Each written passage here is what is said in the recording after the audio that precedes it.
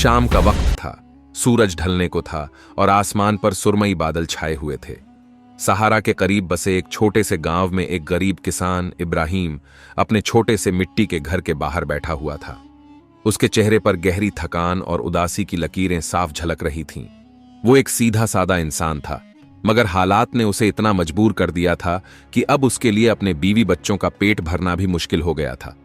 इब्राहिम के पास बस एक छोटा सा खेत था जो अब सूखा पड़ा था।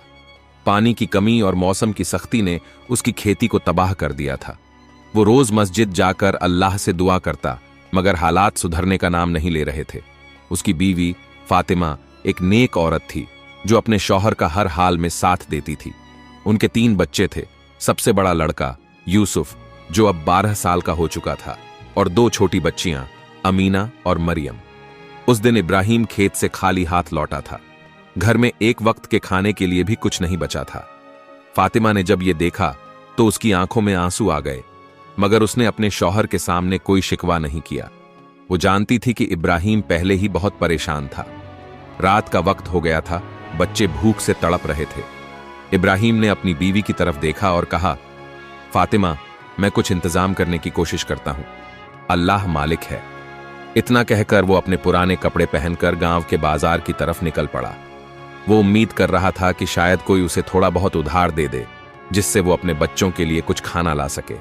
मगर बाजार पहुंचकर उसे और भी मायूसी हुई। दुकानदारों ने उसकी मुफलिसी देखकर उसे नजरअंदाज कर दिया। कोई भी उसे उधार देने को तैयार नहीं था। इब्राहिम के लिए यह सब बहुत शर्मिंदगी की बात थी।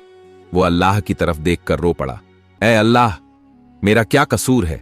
मेरे बच्चों का क्या कसूर है? तू ही हमारी मदद कर सकता है। वो थके हारे कदमों से अपने घर लौट रहा था कि अचानक उसे एक अजनबी की आवाज सुनाई दी, भाई, तुम बहुत परेशान लग रहे हो, क्या बात है? इब्राहिम ने देखा कि एक लंबा चौड़ा आदमी उसके सामने खड़ा था। उसकी आंखों में अजीब सी चमक थी और उसकी आवाज बहुत गहरी और रहमदिल थी। इब्राहिम ने हल्के से सिर झुकाकर कहा, भाई, मैं एक गरीब किसान हूं। मेरे बच्चे भूखे हैं और मेरे पास कुछ भी नहीं है। मैं अल्लाह से उम्मीद लगाए बैठा हूं कि वो मुझे कोई रास्ता दिखाए। अजनबी ने मुस्कुराकर कहा, अल्लाह की राह बहुत रहमत वाली है और उसकी मदद हर जगह मौजूद है। क्या तुम मुझ पर भरोसा कर सकते हो? इब्राहिम ने सिर हिलाया। अजनबी ने अपनी जेब से कुछ अशर्फियां निकालकर उसके हाथ पर रख दी और कहा, इससे अपने घर के लिए कुछ खाना ले जाओ, मगर याद रखना, यह सिर्फ एक इम्तिहान है। अल्लाह तुम्हारी सच्चाई को देख रहा है।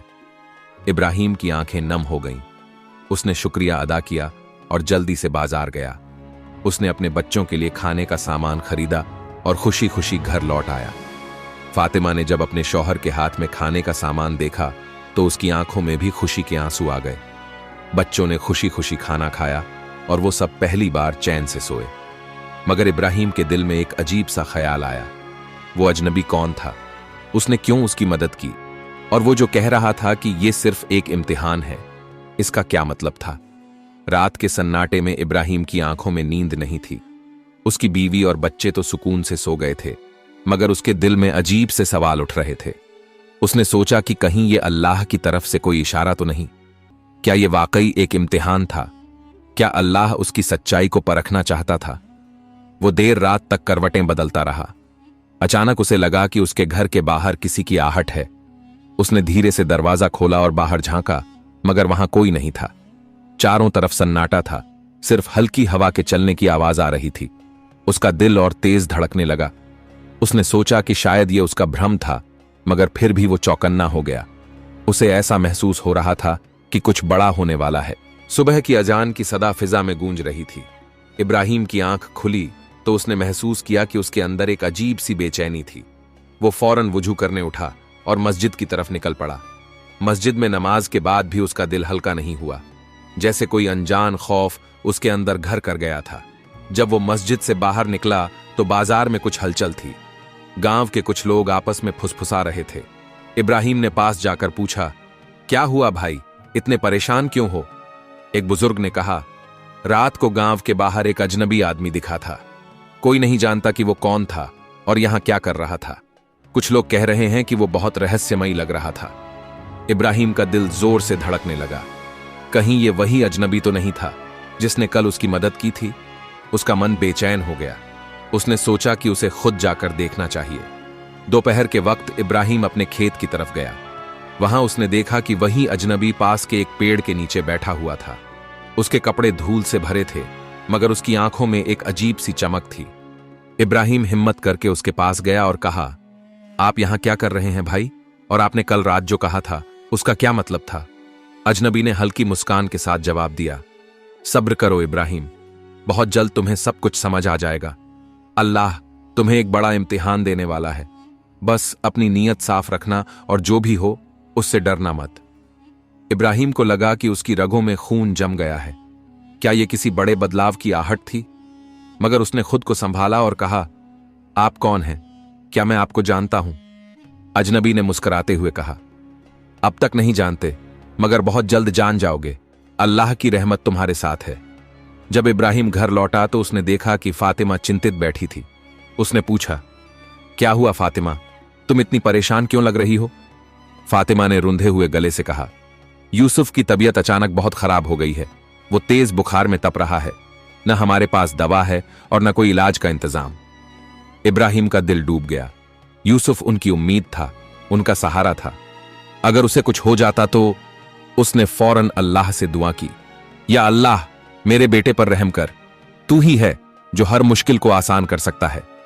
रात के वक्त जब सब सो रहे थे, इब्राहिम बाहर बैठा हुआ अल्लाह से मदद की गुहार कर रहा था। तभी उसने देखा कि वहीं अजनबी उसके घर के बाहर खड़ा था। तुम यहां क्यों आए हो? इब्राहिम ने घबराकर पूछा। अजनबी ने मुस्कुराते हुए कहा, अल्लाह तुम्हारी दुआ कबूल कर चुका है। तुम्हारे बेटे का इलाज हो जाएगा, मगर तुम्हें खुद पर यकीन रखना होगा। जाओ, गांव के हकीम से मिलो और ये दवा ले जाओ। इब्राहिम ने झिझकते हुए दवा ली और अंदर गया। उसने वो दवा यूसुफ को पिलाई और चंद घंटों बाद यूसुफ की हालत बेहतर होने लगी। ये देखकर इब्राहिम की आंखों में आंसू आ गए। ये कैसी रहमत थी? ये अजनबी कौन था? क्या वाकई अल्लाह उसकी मदद के लिए किसी को भेज रहा था? अगली सुबह जब इब्राहिम ने अजनबी को ढूंढने की कोशिश की तो वो गांव में कहीं नहीं मिला। उसने गांव वालों से पूछा, मगर किसी ने भी उसे नहीं देखा था। अब इब्राहिम के लिए यह सवाल और भी गंभीर हो गया था। आखिर यह शख्स कौन था और वो बार बार उसकी मदद क्यों कर रहा था? क्या यह कोई फरिश्ता था या फिर अल्लाह के किसी करिश्मे का हिस्सा? कुछ ही दिन बीते थे कि गांव में एक और मुसीबत आ गई। राजा के दरबार से कुछ सैनिक गांव में आए और उन्होंने ऐलान किया, राजा का हुक्म है कि इस साल हर किसान को दुगनी फसल का कर देना होगा। जो नहीं देगा उसे कड़ी सजा मिलेगी। गांव में कोहराम मच गया। पहले ही बारिश न होने के कारण फसलें कम थीं और अब यह नया फरमान। इब्राहिम के लिए यह और बड़ा इम्तिहान था। वो रात भर जागकर अल्लाह से दुआ करता रहा। उसने सोचा कि अब क्या किया जाए। फसल तो बहुत कम थी और अगर वो कर नहीं चुका पाया तो सजा भुगतनी पड़ेगी। उसी रात जब इब्राहिम सोने ही वाला था तो दरवाजे पर दस्तक हुई। उसने दरवाजा खोला, मगर बाहर कोई नहीं था। नीचे देखा तो वहां एक खत पड़ा हुआ था। उसने कांपते हाथों से खत खोला और पढ़ा, इब्राहिम सब्र करो, तुम्हारी परेशानी का हल तुम्हारे खेत में ही है। सुबह वहां जाओ और जो मिलेगा उसे अपनाओ। अल्लाह तुम्हारे साथ है। इब्राहिम के रोंगटे खड़े हो गए। यह खत किसने भेजा था? क्या यह वही अजनबी था या फिर अल्लाह का कोई करिश्मा? अब अगली सुबह का इंतजार करना मुश्किल हो रहा था। सुबह की पहली किरण जैसे ही जमीन पर पड़ी, इब्राहिम तेजी से अपने खेत की तरफ रवाना हुआ। रात भर उसके दिल में अजीब सी बेचैनी थी। वो रहस्यमयी खत बार बार उसके जहन में घूम रहा था। उसने अपनी पूरी जिंदगी में कभी ऐसा कुछ नहीं देखा था। क्या वाकई खेत में कुछ मिलने वाला था? क्या यह अल्लाह का करिश्मा था या फिर कोई और माजरा? जब वह खेत पहुंचा तो उसकी आंखें एक पल के लिए ठहर गईं। वह जगह जहां हमेशा सूखी मिट्टी हुआ करती थी, वहां आज गीली मिट्टी थी, जैसे वहां किसी ने रात भर पानी डाला हो। यह कैसे हुआ? इब्राहिम का दिल तेजी से धड़कने लगा। उसने चारों तरफ नजर दौड़ाई, मगर कुछ भी असामान्य नहीं लगा। इब्राहिम ने धीरे धीरे जमीन खोदनी शुरू की। कुछ ही देर में उसकी कुदाल किसी सख्त चीज से टकराई। उसका दिल एक पल के लिए थम सा गया। उसने जल्दी जल्दी मिट्टी हटाई और जो उसने देखा उस पर यकीन करना मुश्किल था। वहां एक बड़ा सा संदूक था। इब्राहिम ने हिम्मत करके संदूक को खोला। जैसे ही उसका ढक्कन उठा, उसकी आंखें फटी की फटी रह गईं। संदूक सोने और चांदी के सिक्कों से भरा हुआ था। साथ ही उसमें कई कीमती जवाहरात भी थे। ऐसा लग रहा था जैसे यह सदियों पुराना कोई खजाना हो। उसके हाथ कांपने लगे। या अल्लाह, यह क्या है? क्या यह मेरी मदद के लिए भेजा गया करिश्मा है या फिर यह कोई इम्तिहान है? इब्राहिम ने तुरंत सजदा किया और अल्लाह का शुक्र अदा किया, मगर उसके दिल में कई सवाल उमड़ रहे थे। यह खजाना यहां कैसे आया? किसने इसे यहां रखा? और सबसे अहम बात, अब वह इसके साथ क्या करे? इब्राहिम इस खजाने को लेकर उलझन में था। अगर वह इसे अपने पास रखता तो उसका और उसके परिवार का जीवन बदल सकता था। वह राजा का कर चुका सकता था, अपने बेटे यूसुफ की परवरिश अच्छे से कर सकता था और कभी किसी चीज की कमी नहीं रहती। मगर क्या यह सही था? क्या यह दौलत उसकी थी या फिर यह अल्लाह की तरफ से उसे दी गई एक और आजमाइश थी? इब्राहिम ने सोचा कि सबसे पहले वह इस बारे में फातिमा से मशवरा करेगा। जब वह घर पहुंचा तो फातिमा उसकी हालत देखकर चौंक गई। इब्राहिम, तुम इतने घबराए हुए क्यों हो? क्या हुआ? इब्राहिम ने कांपते हुए हाथों से संदूक खोला और फातिमा को दिखाया। फातिमा भी हैरान रह गई। या अल्लाह, यह कहां से आया? इब्राहिम ने उसे पूरी बात बताई। फातिमा कुछ देर तक चुप रही, फिर बोली, इब्राहिम, यह अल्लाह की तरफ से तुम्हारे लिए एक इम्तिहान हो सकता है। हमें इस पर जल्दबाजी में कोई फैसला नहीं लेना चाहिए। सबसे पहले हमें यह पता लगाना चाहिए कि यह संदूक किसी का तो नहीं है। इब्राहिम ने हामी भरी। अब उनके सामने सबसे बड़ी चुनौती थी, सच का पता लगाना। अगले दिन इब्राहिम गांव के बुजुर्गों के पास गया और उन्हें सारी बात बताई। वहां मौजूद सभी लोग हैरान रह गए। यह खबर आग की तरह पूरे गांव में फैल गई। कुछ लोगों ने कहा कि यह अल्लाह की इनायत है और उसे इसे रख लेना चाहिए, जबकि कुछ ने कहा कि यह किसी और का हो सकता है और राजा को इसकी जानकारी देनी चाहिए। गांव के मुखिया ने कहा, इब्राहिम, यह एक बड़ी जिम्मेदारी है। अगर यह खजाना किसी और का है तो हमें उसे लौटा देना चाहिए, लेकिन अगर यह किसी का नहीं है तो हमें इसका सही इस्तेमाल करना चाहिए। अब इब्राहिम एक और मुश्किल में पड़ गया। उसे क्या करना चाहिए? क्या वह इस खजाने को राजा को सौंप दे या फिर इसे गरीबों के भले के लिए इस्तेमाल करे? उसी रात जब इब्राहिम अपने घर में बैठा सोच रहा था, तभी दरवाजे पर फिर से दस्तक हुई। जब उसने दरवाजा खोला तो वहां कोई नहीं था, मगर जमीन पर एक और खत पड़ा था। इब्राहिम ने जल्दी से खत खोला और पढ़ा, इब्राहिम, अल्लाह ने तुम्हें इस इम्तिहान के लिए चुना है। यह दौलत तुम्हारी नहीं है, बल्कि इसे सही तरीके से इस्तेमाल करना तुम्हारी जिम्मेदारी है। याद रखो, हर अमानत का हिसाब होगा। जो कुछ भी करो, सोच समझकर करो। अल्लाह तुम्हारे साथ है। इब्राहिम के रोंगटे खड़े हो गए। यह कौन था जो उसे लगातार सही रास्ता दिखा रहा था? क्या यह वही अजनबी था या फिर यह अल्लाह का कोई फरिश्ता था? इब्राहिम ने सारी रात दुआ में गुजारी। अगले दिन वह गांव के मुखिया और कुछ बुजुर्गों के साथ राजा के दरबार में पहुंचा। वहां उसने राजा को पूरी बात बताई और संदूक उसके हवाले कर दिया। राजा यह देखकर बहुत प्रभावित हुआ। उसने कहा, इब्राहिम, तुमने बहुत ईमानदारी दिखाई है। मैं तुम्हारी सच्चाई से बहुत खुश हूं। यह खजाना अब राजा के खजाने में जाएगा, लेकिन मैं तुम्हें तुम्हारी ईमानदारी के इनाम में कुछ देना चाहता हूं। राजा ने इब्राहिम को कुछ सोने के सिक्के और खेती के लिए एक अच्छी जमीन देने का ऐलान किया। यह सुनकर इब्राहिम की आंखों में आंसू आ गए। अल्लाह ने उसकी सच्चाई का बदला दिया था। खजाना लौटाने के बाद भी इब्राहिम की जिंदगी में करिश्मे खत्म नहीं हुए। कुछ ही दिनों में बारिश हुई और उसकी फसल पहले से कई गुना बेहतर हो गई। अब उसे किसी चीज की कमी नहीं थी। गांव में भी उसकी इज्जत और बढ़ गई। इब्राहिम को अब यकीन हो चुका था कि अगर नीयत साफ हो और इंसान सच्चाई पर कायम रहे तो अल्लाह उसकी हर मुश्किल आसान कर देता है। इब्राहिम ने अपने बेटे यूसुफ को हमेशा सिखाया, बेटा, दौलत से ज्यादा कीमती चीज ईमानदारी और भरोसा है। अगर तुम सच्चाई पर कायम रहोगे तो अल्लाह तुम्हारे लिए रास्ते खुद बना देगा। यूसुफ ने अपने पिता की बात गांठ बांध ली और इसी तरह एक गरीब किसान से शुरू हुई यह कहानी ईमानदारी और अल्लाह के करिश्मे का सबूत बन गई। खजाने को राजा को सौंपने के बाद इब्राहिम की जिंदगी में सुकून तो आ गया, लेकिन अल्लाह के इम्तिहान अभी खत्म नहीं हुए थे। गांव में इब्राहिम की ईमानदारी की चर्चा हर तरफ थी। कुछ लोग उसकी तारीफ कर रहे थे तो कुछ को यह बात हजम नहीं हो रही थी कि उसने इतनी बड़ी दौलत अपने पास रखने के बजाय राजा को सौंप दी। मगर इब्राहिम जानता था कि असली दौलत सच्चाई और ईमानदारी है। वह अपने खेतों में पहले से ज्यादा मेहनत करने लगा, लेकिन जल्द ही उसे एक और मुश्किल का सामना करना पड़ा। एक दिन गांव में अचानक फसलों पर एक अजीब बीमारी फैल गई।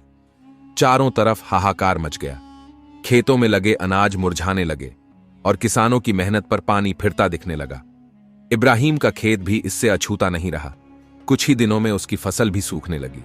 गांव के लोग बेहद परेशान थे। यह कैसी आजमाइश थी? पहले बारिश नहीं हुई थी, अब जब फसल तैयार हुई तो यह बीमारी आ गई। लोग राजा के पास शिकायत करने गए, मगर कोई हल नहीं निकला। इब्राहिम ने अपनी सारी उम्मीदें अल्लाह से जोड़ लीं। उसने मस्जिद में जाकर दुआ मांगी, या अल्लाह, हमारी मेहनत को बर्बाद होने से बचा, हमारे बच्चों को भूखा मरने से बचा। इब्राहिम मस्जिद से लौट रहा था कि रास्ते में उसे वही अजनबी दिखा जिसे उसने पहले देखा था। उसकी वही तेज आंखें, वही रहस्यमयी मुस्कान। इब्राहिम दौड़कर उसके पास पहुंचा और पूछा, तुम फिर आ गए? क्या तुम्हें पता है कि गांव पर कैसी आफत आई है? अजनबी मुस्कुराया और बोला, इब्राहिम, सब्र करो, अल्लाह तुम्हें फिर से आजमा रहा है, मगर याद रखो, इस बार तुम्हें कुछ करना होगा। इब्राहिम ने हैरानी से पूछा, क्या करना होगा? अजनबी ने जमीन की तरफ इशारा किया और कहा, अल्लाह ने हर मर्ज का इलाज उतारा है। अगर तुम्हारी नीयत नेक हो तो तुम्हें इसका हल खुद मिल जाएगा। बस अपने खेतों पर भरोसा रखो और उन्हें छोड़ो मत। अजनबी की बातें इब्राहिम के दिल में घर कर गईं। उसने वापस जाकर अपनी फसल को देखने का फैसला किया। जब वह खेत पहुंचा तो उसने गौर किया कि कुछ पौधे अभी भी हरे थे। उसने उनकी जड़ों को ध्यान से देखा तो पाया कि वे बाकी पौधों से अलग थे। तभी उसे याद आया कि उसके दादा बताते थे कि अगर किसी खेत में बीमारी फैल जाए तो कुछ खास पौधे ही उसे रोक सकते हैं। इब्राहिम ने तुरंत उन पौधों को उखाड़ा और गांव के बाकी किसानों के पास गया। उसने उन्हें बताया कि शायद ये पौधे बाकी फसलों को बचाने में मदद कर सकते हैं। गांव वालों ने पहले तो उसकी बात को अनसुना किया, मगर जब इब्राहिम ने खुद अपने खेत में इसका इस्तेमाल किया और कुछ दिनों में उसकी फसल फिर से हरी भरी हो गई तो सब उसकी तरफ दौड़ पड़े। धीरे धीरे गांव के बाकी किसानों ने भी इब्राहिम की सलाह मानी। उन्होंने वही पौधे अपने खेतों में लगाए और कुछ ही हफ्तों में फसलों की बीमारी कम होने लगी। यह देखकर गांव वालों की खुशी का ठिकाना नहीं रहा।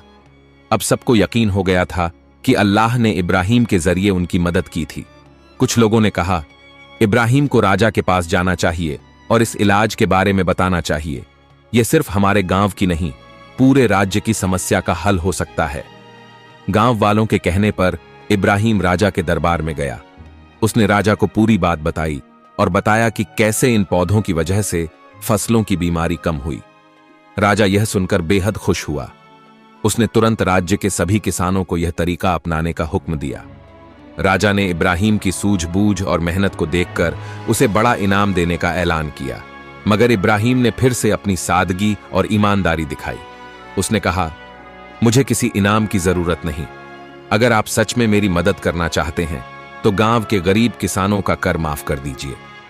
राजा ने इब्राहिम की दरख्वास्त मान ली और पूरे गांव का कर माफ कर दिया।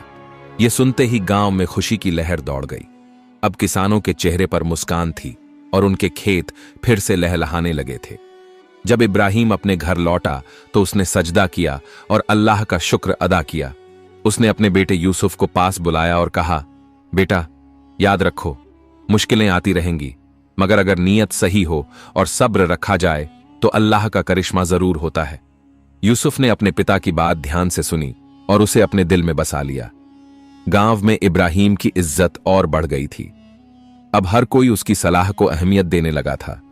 मगर क्या इब्राहिम की जिंदगी की मुश्किलें यहीं खत्म हो गई थीं, या फिर अल्लाह ने उसके लिए और कुछ तैयार कर रखा था? गांव में अब खुशहाली लौट आई थी। राजा ने किसानों का कर माफ कर दिया था, फसलें फिर से हरी भरी हो गई थीं और इब्राहिम की ईमानदारी और अक्लमंदी की वजह से पूरे इलाके में उसकी इज्जत बढ़ गई थी। लेकिन उसे इस बात का अंदाजा नहीं था कि अल्लाह अभी उसे एक और आजमाइश में डालने वाला है। इब्राहिम एक दिन अपने खेतों में काम कर रहा था कि अचानक गांव के कुछ लोग दौड़ते हुए उसके पास आए। उनके चेहरे पर डर साफ झलक रहा था। इब्राहिम भाई, मुसीबत आ गई। राजा के दरबार से सिपाही आ रहे हैं और वो तुम्हें पकड़कर ले जाने वाले हैं। इब्राहिम हैरान रह गया। मुझे? मगर क्यों? मैंने क्या किया? गांव के बुजुर्ग ने आगे बढ़कर कहा, हमें नहीं पता, मगर खबर यह है कि किसी ने राजा के पास जाकर तुम्हारी शिकायत की है कि तुमने खजाना लौटाने में बेईमानी की और उसमें से कुछ जवाहरात अपने पास रख लिए। यह सुनते ही इब्राहिम के पैरों तले जमीन खिसक गई। क्या यह कोई साजिश थी? मगर किसने की और क्यों? कुछ ही देर में राजा के सिपाही गांव में आ पहुंचे। उनका मुखिया आगे बढ़ा और ऊंची आवाज में बोला, इब्राहिम, तुम्हें राजा के आदेश पर गिरफ्तार किया जाता है। तुम्हारे खिलाफ यह इल्जाम है कि तुमने खजाने में बेईमानी की है। अब तुम्हें दरबार में चलकर सफाई देनी होगी। गांव के लोग विरोध करने लगे। इब्राहिम ने कुछ नहीं किया, वो एक ईमानदार इंसान है, यह सब झूठ है। मगर सिपाही अपने राजा के आदेश के पक्के थे। उन्होंने इब्राहिम को जंजीरों में बांध दिया और घोड़े पर बिठाकर महल की तरफ ले गए। फातिमा और यूसुफ दूर से यह सब देख रहे थे। फातिमा की आंखों में आंसू थे और यूसुफ अपने पिता के पीछे भागने लगा, मगर गांव के बुजुर्गों ने उसे रोक लिया। सब्र करो बेटा, अल्लाह हमेशा सच्चाई के साथ होता है। तुम्हारे अब्बा बेगुनाह हैं और उन्हें जल्द ही इंसाफ मिलेगा। महल में इब्राहिम को राजा के सामने लाया गया। राजा के चेहरे पर गुस्सा था। इब्राहिम, तुम्हारी ईमानदारी की वजह से मैंने तुम्हें इनाम दिया, तुम्हारी बातों पर यकीन किया, मगर अब मुझे पता चला है कि तुमने खजाने में बेईमानी की। क्या तुम जानते हो कि इस जुर्म की सजा मौत है? इब्राहिम ने निडर होकर जवाब दिया, महाराज, मैंने कभी बेईमानी नहीं की। मैंने जो भी मिला उसे आपकी अमानत समझकर लौटा दिया।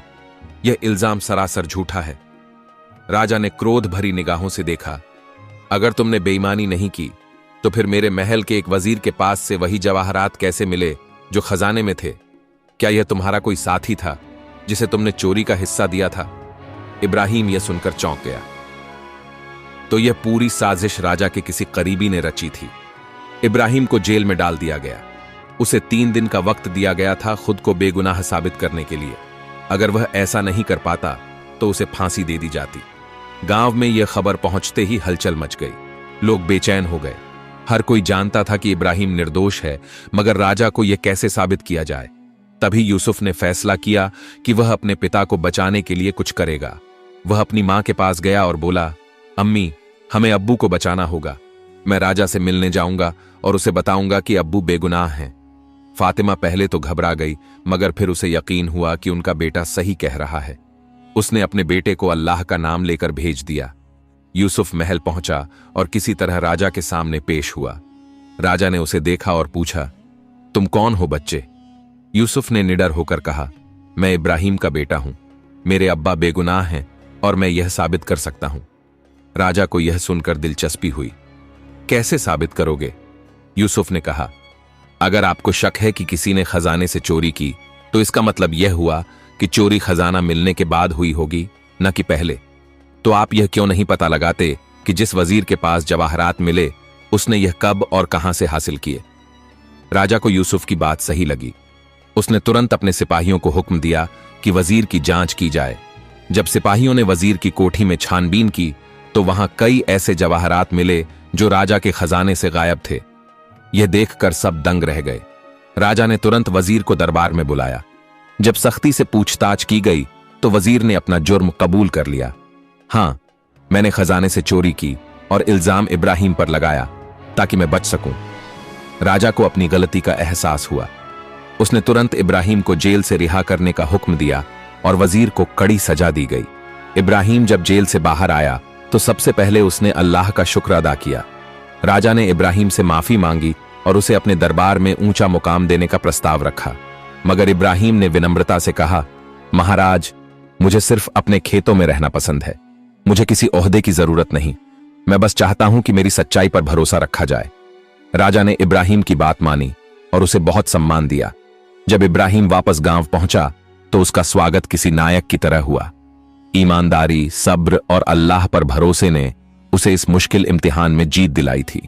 इब्राहिम ने अपने बेटे को गले लगाया और कहा, यूसुफ, आज तुमने साबित कर दिया कि अगर नीयत साफ हो तो अल्लाह हमेशा रास्ता दिखाता है।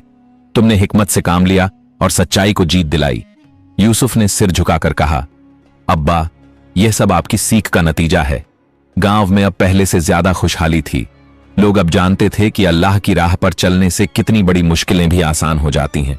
मगर क्या इब्राहिम की जिंदगी में और कोई इम्तिहान आने वाला था, या अब उसकी जिंदगी सुकून से गुजरने वाली थी? एक दिन गांव में अचानक राजा के सिपाही आए और ऐलान किया कि राज्य पर पड़ोसी सुल्तान की सेना हमला करने वाली है।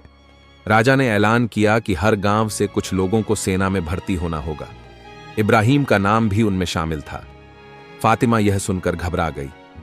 इब्राहिम, अब तो सब कुछ ठीक हो गया था, अब फिर यह नई मुसीबत? इब्राहिम ने सब्र के साथ जवाब दिया, फातिमा, यह भी अल्लाह की मर्जी है। अगर उसने मुझे इस इम्तिहान में डाला है तो वही मुझे बाहर भी निकालेगा। इब्राहिम को सेना में भर्ती कर लिया गया और उसे कड़ी ट्रेनिंग से गुजरना पड़ा।